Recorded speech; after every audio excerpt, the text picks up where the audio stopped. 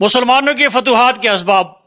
خلافت راشدہ تاریخ عالم کا حیرت انگیز دور ہے جس میں صرف چند سالوں میں ایک ایسی ملت نے جسے قائم ہوئے صرف چند سال ہوئے تھے، دنیا کی دو بڑی طاقتیں ورلڈ پاور کے خلاف ٹکر لی، اور دیکھتے ہی دیکھتے ان میں سے ایک یعنی ایرانی حکومت پاش پاش ہو گئی، اور دوسری طاقت رومی سلطنت بھی اپنے ایشیائی اور افریقی علاقوں سے محروم ہو گئی، اور اسلامی سلطنت کی حدود ایک طرف چین اور ہندوستان تک جا پہنچی اور دوسری طرف شمالی افریقہ پر بھی ان کا قبضہ ہو گیا، اور ایرانی اور رومی جن عربوں کو اپنا غلام سمجھتے تھے وہ اتنے طاقتور ہو گئے کہ وہ اپنی فوجی و مادی پوری قوت کے باوجود ان کا مقابلہ نہ کر سکے۔ مسلمانوں کا جذبہ ایمانی۔ مسلمانوں کی کامیابی کا سب سے اہم سبب مسلمانوں کا پختہ یقین تھا۔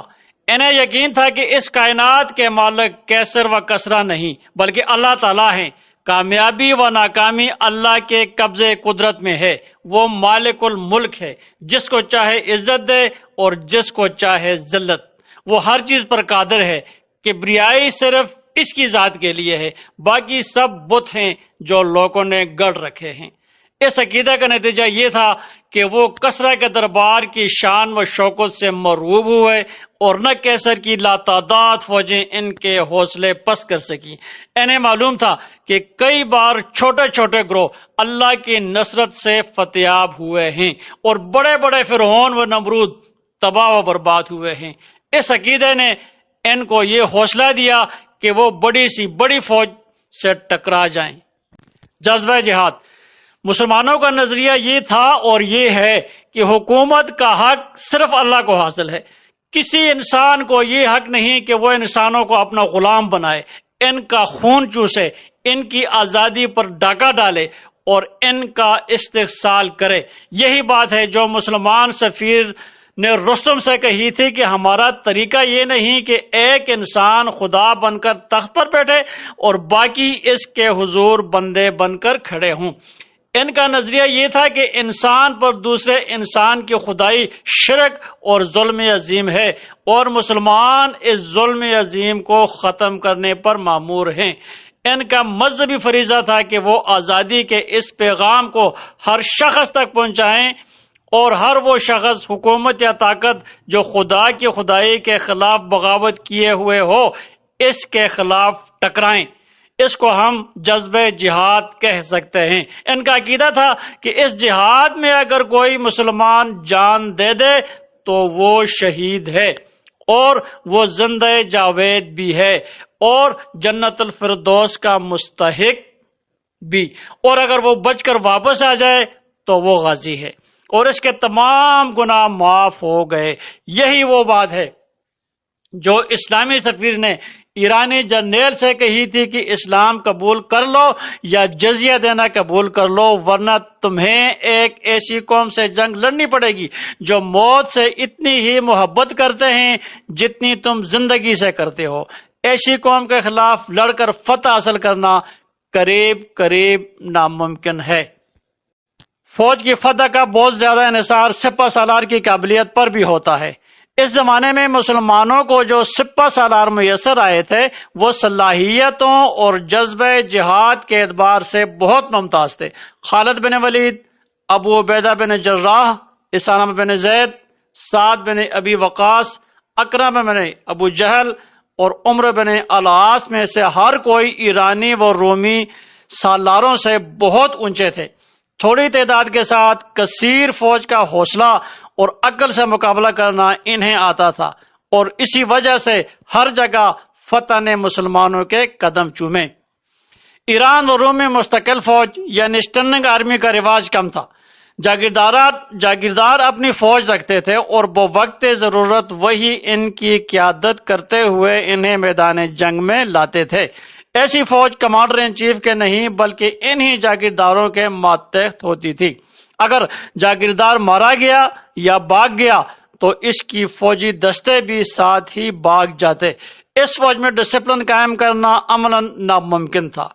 اس کے برعکس مسلمانوں کی فوج زیادہ منظم ہوتی تھی، پوری فوج کمانڈر ان چیف کے کنٹرول میں ہوتی تھی اور اپنے سپہ سالار کے حکم پر فوراً حرکت میں آ جاتی تھی۔ پیچھے ہٹنا مسلمانوں کے مذہب ہی میں حرام تھا، اس لیے ان کا میدان چھوڑنے کا سوال ہی پیدا نہیں ہوتا تھا۔ سلطنت ایران جو عرب کی اسلامی ریاست سے ٹکرا کر پاش پاش ہو گئی، کچھ دیر سے اندرونی انتشار کا شکار تھی۔ نوشروان کی اولاد نے ایک دوسرے کے خلاف لڑنا شروع کر رکھا تھا۔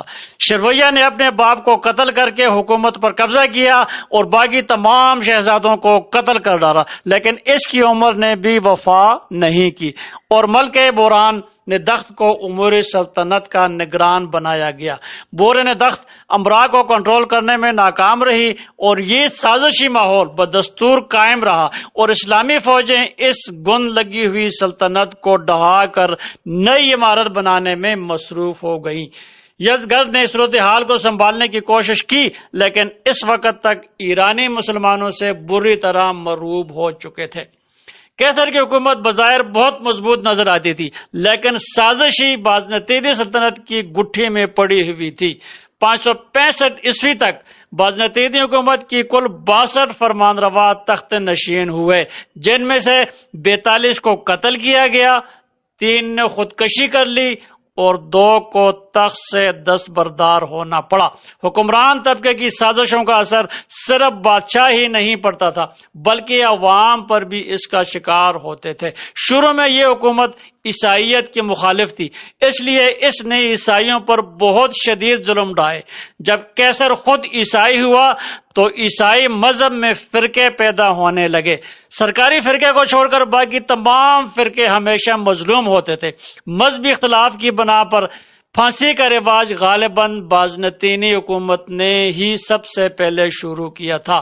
طبقہ امراء خاص دنوں میں مشغلے کے طور پر قیدیوں کو درندوں سے پھڑوا کر تماشا دیکھنے کا عادی تھا۔ عوام اس قسم کے ظالمانہ حکومت کو ختم کرنے کا موقع کیسے ہاتھ سے کھو سکتے تھے؟ یہی وجہ ہے کہ شام و مصر کے عوام نے اپنے آقاؤں کے خلاف مسلمانوں کی مدد کی۔ مسلمانوں کا حسن سلوک۔ بازنطینیوں نے جن قوموں کو فتح کیا، ان کے ساتھ ان کا سلوک اتنا اچھا نہ تھا۔ ایرانی فوج بھی فتح حاصل کرنے کے بعد بے پناہ مظالم ڈھایا کرتی تھی، لیکن اسلامی نظام حیات میں جنگ کا باقاعدہ ضابطۂ اخلاق موجود تھا، جن کی سختی کے ساتھ پابندی کرائی جاتی تھی۔ مسلمان مجاہدین خود بھی چونکہ مذہبی جذبات سے سرشار تھے، اس لیے وہ اپنے مذہب کی مقرر کی ہوئی حدود سے قطعاً تجاوز نہیں کرتے تھے۔ اس کا مفتوحین پر اچھا اثر پڑتا اور وہ یا تو اسلام قبول کر لیتے یا کم از کم مسلمانوں کے ساتھ تعاون کی راہ اختیار کرتے۔ جزیہ ایک معمولی ٹیکس دینے کے بعد مفتوحہ کو ہر طرح کی حفاظت حاصل ہوتی، بلکہ اوروں سے ان کی حفاظت کی ذمہ داری مسلمانوں پر عائد ہو جاتی، اور اگر مسلمان اس ذمہ داری کو نبھا نہ سکتے تو جزیہ واپس کر دیتے۔ اس سے مفتوحین پر بہت اچھا اثر پڑا۔ شکست خوردہ قوموں کے ساتھ جتنا حسن سلوک اسلامی لشکر نے کیا، اس وقت اس کا تصور بھی نہیں کیا جا سکتا تھا۔ حضرت عمر فاروق رضی اللہ تعالی عنہ نے ان کے جنگی قیدیوں کو بھی غلام بنانے کی اجازت نہ دی جو مصر سے حاصل ہوئے تھے۔ وجہ اس کی یہ تھی کہ جو قوم بحیثیت مجموعی اطاعت قبول کرے، اس کا شیرازہ بکھرنا ضروری نہیں رہتا۔ مصر پر اس کا بہت ہی خوشگوار اثر ہوا۔ اسی طرح اہل فارس میں سے بھی کافی لوگ مسلمانوں کی طرف سے جنگوں میں شریک ہوتے رہتے۔ مسلمانوں نے جب ابتدائی مارکوں میں مخالفین کے دان کھٹے کیے تو اللہ تعالیٰ نے دشمنوں کے دل میں ان کا رعب بٹھا دیا۔ اس کا نتیجہ یہ ہوا کہ اسلامی لشکر کی آمد کی خبر کے ساتھ ہی مخالفین کے دل بیٹھنے لگتے اور تعداد میں قلت کے باوجود فتح مسلمانوں ہی کو حاصل ہوتی۔ مسلمانوں کا رعب کا اندازہ اس سے لگایا جا سکتا ہے کہ جب اسلامی لشکر مدائن پر حملہ آور ہوا تو وہاں کے لوگ بھاگ گئے۔ فتح کا فیصلہ اللہ تعالیٰ کے ہاتھ میں ہوتا ہے، اس لیے ہمیں یہ ماننا پڑے گا کہ اللہ تعالیٰ کی نصرت مسلمانوں کے شامل حال تھی، اس لیے وہ جہاں گئے فتح ان کی قدم چومتی رہی۔